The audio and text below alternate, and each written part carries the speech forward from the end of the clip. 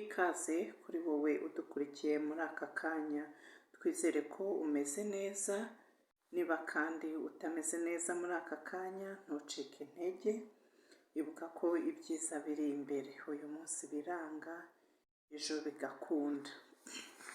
Uyu munsi rero nk'uko wamaze kubibona, tugiye kuganira ku bintu bibiri byaguhindurira ubuzima abantu benshi bataramenya. Wakwibaza uti si ibyo bintu ni ibihe?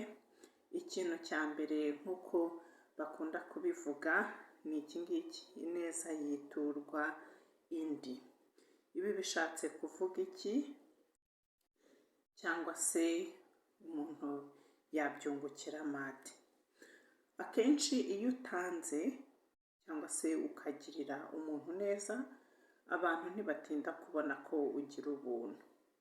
Uko byagenda kose nabo baba bazakwitura iyo neza wabagiriye.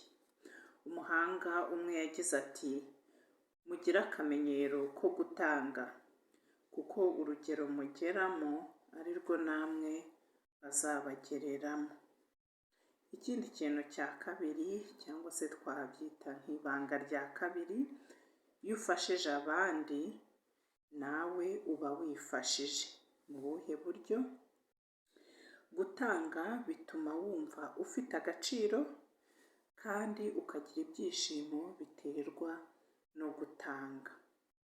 Dore icyo umunyabwenge umwe abivugaho, agira ati: gutanga bihesha ibyishimo kuruta guhabwa. Yarongeye agira ati: nutegura ibirori uzatumire abakene, ibimuga n'ibirema ndetse n'impumyi. Ubwo nibwo uzagira ibyishimo, kuko bo ntacyo bafite cyo kukwitura. Ngibi rero ibintu bibiri gusa byahindura ubuzima bwawe, turamutse tubishyize mu bikorwa. Naha dushoreje ikiganiro cyacu, twizere ko wungukiwe nacyo. Niba hari igitekerezo watwungura, watwandikira muri komenti.